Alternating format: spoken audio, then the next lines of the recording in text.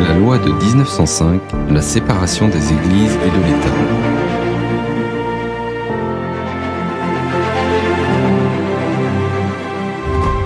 Bonjour à tous. Il y a plus d'un siècle, la France a fait un choix fondamental qui continue d'influencer la vie publique aujourd'hui. La séparation des églises et de l'État. Ce principe, qui est consacré par la loi du 9 décembre 1905, a redéfini les relations entre la République et tous les cultes religieux, pas seulement l'Église catholique, mais aussi les églises protestantes, les communautés juives et plus tard l'islam.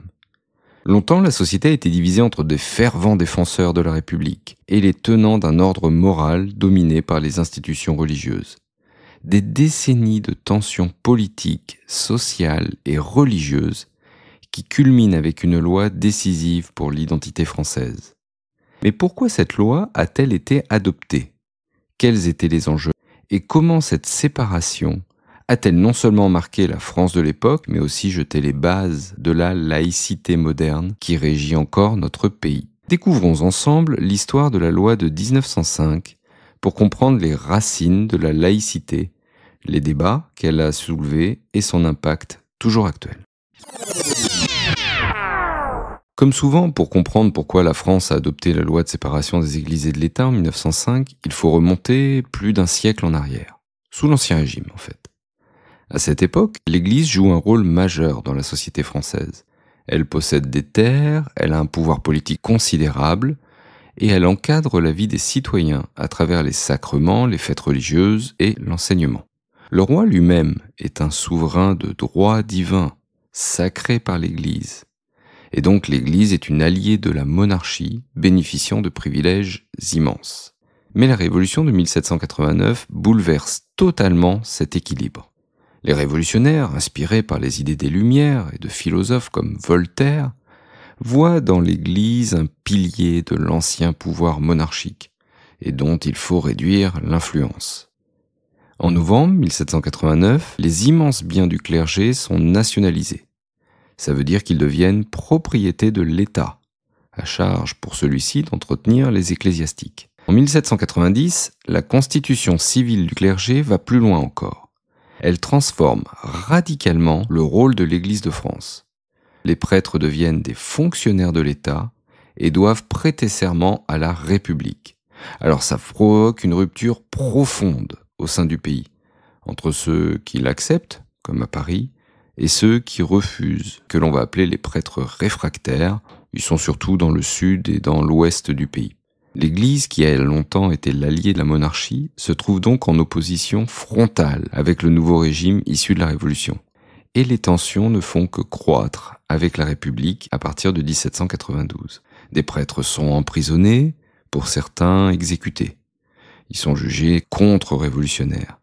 Et des actes antichrétiens sont perpétués, notamment des destructions de statues ou même la transformation d'églises en écuries, par exemple. Alors Napoléon Bonaparte, lui, va tenter de réconcilier la France avec l'Église catholique. En 1801, il signe un concordat avec le pape Pie VII. C'est un texte qui reconnaît que, je cite, « la religion catholique, apostolique et romaine est la religion de la grande majorité des citoyens français. Les cultes sont placés sous le contrôle de l'État, qui rémunère le clergé. » Ce régime, que l'on appelle concordataire, du nom du concordat, va durer tout au long du XIXe siècle. Mais attention, ça ne veut pas dire que les tensions entre l'Église et l'État s'arrêtent. Au contraire, elles ne cessent d'augmenter. Victor Hugo, par exemple, déclare en 1850, je cite, « Je veux, je le répète, ce que voulaient nos pères, l'Église chez elle et l'État chez lui. » Fin de citation. Et les relations s'aggravent encore à partir des années 1880, sous la Troisième République. Les républicains sont des héritiers de la philosophie des Lumières et de la Révolution, et ils voient dans l'Église un obstacle à la modernisation du pays.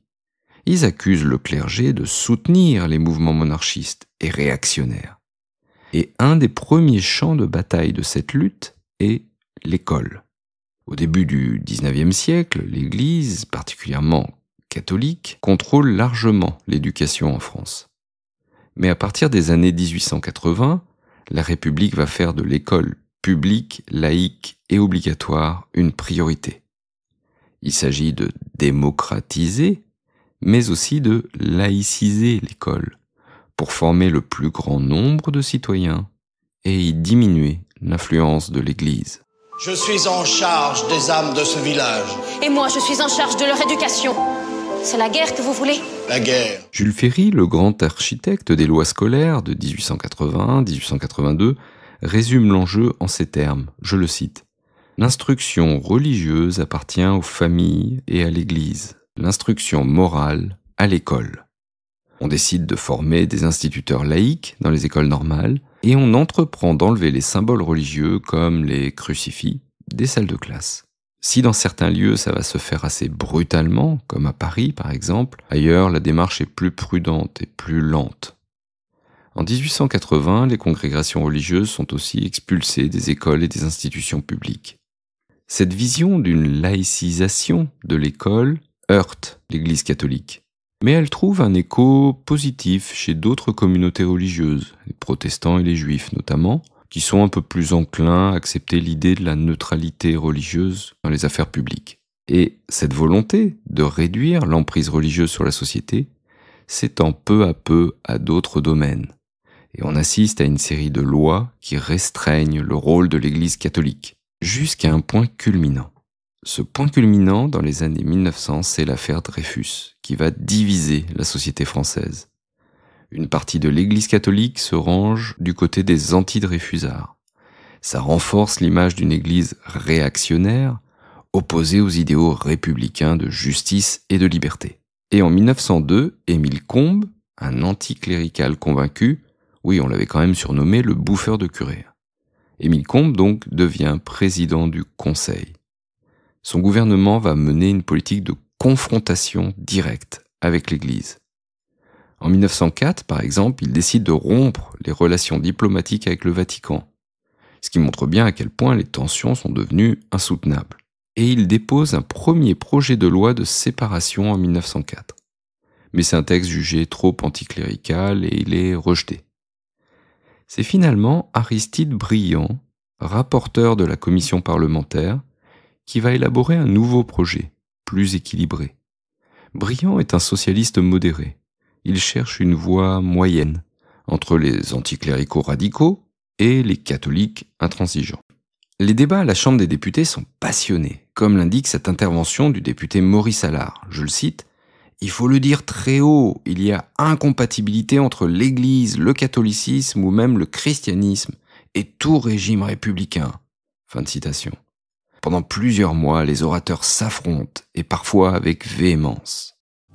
Voulez-vous détruire le catholicisme dans ce pays? Voulez-vous anéantir la religion? Vous êtes plus papiste que le pape. Scandaleux! Si vous voulez ouvrir une ère d'agitation religieuse, faites-le. Quant à moi, je ne m'y associerai pas. Veuillez faire silence, messieurs. Certaines positions évoluent en cours du débat, notamment Jean Jaurès, qui a longtemps été proche des anticléricaux et qui finit par défendre une séparation libérale. Et finalement, après des mois de discussion, la loi est adoptée le 9 décembre 1905. Son article 1er proclame, je cite, « La République assure la liberté de conscience. Elle garantit le libre exercice des cultes sous les seules restrictions édictées ci-après dans l'intérêt de l'ordre public. Les Français sont désormais libres de croire, comme de ne pas croire, sans discrimination ni pression de l'État.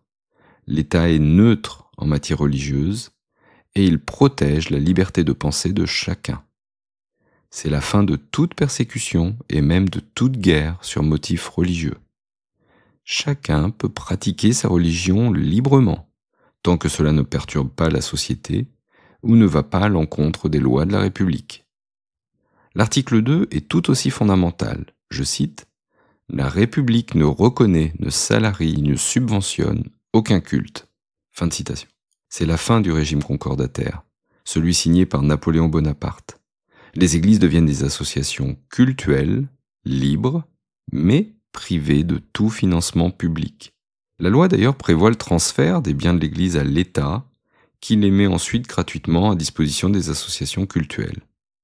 Les édifices religieux, qui ont été construits avant cette loi, c'est-à-dire avant 1905, deviennent propriété de l'État ou des communes.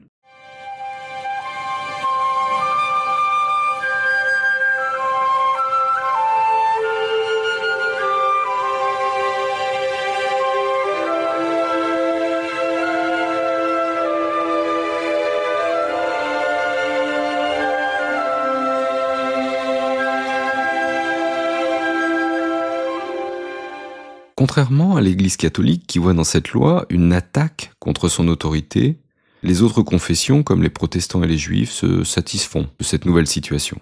Pour eux, cette séparation, en fait, met fin à un certain favoritisme de l'État envers l'Église catholique et garantit une égalité de traitement entre les cultes.